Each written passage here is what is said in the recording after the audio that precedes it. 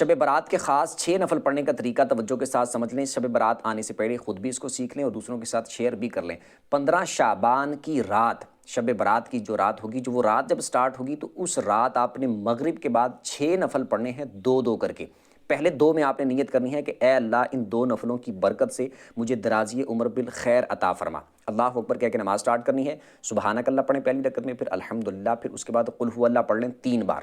رکوع سجدے کر کے 1 رکعت، اس کے بعد دوسری رکعت میں آپ الحمدللہ پڑھیں، اس کے بعد پھر 3 بار قل هو اللہ پڑھ لیں، رکوع سجدے کر کے التحیات پہ بیٹھ جائیں، التحیات پڑھ کے درود پڑھ کے دعا پڑھ کے سلام پھر کے 2 نفل پورے کریں، اور اس کے بعد پھر آپ نے 21 بار قل هو اللہ پڑھنی ہے، یا پھر 1 دفعہ سورہ یاسین پڑھ لیں۔ اس کے بعد پھر آپ نے 2 رکعتوں کے لیے کھڑے ہونا ہے، اس میں آپ نے نیت یہ کرنی ہے کہ اے اللہ ان 2 نفلوں کی برکت سے میری بلاؤں سے حفاظت فرما۔ اس کے بعد آپ نے اسی طرح سیم جس طرح پہلے میں نے بتایا 2 نفل پڑھنے ہیں، سیم اسی طریقے کے مطابق۔ پھر یہ 2 پڑھنے کے بعد آپ نے پھر 21 دفعہ قل هو اللہ پڑھ لینی ہے، یا پھر 1 دفعہ سورہ یاسین پڑھ لینی ہے۔ اس کے بعد پھر آپ نے 2 اور پڑھنے کے لیے کھڑے ہونا ہے، اس میں آپ نے نیت یہ کرنی ہے کہ اے اللہ ان 2 نفلوں کی برکت سے مجھے اپنے سوا کسی کا محتاج نہ کرنا۔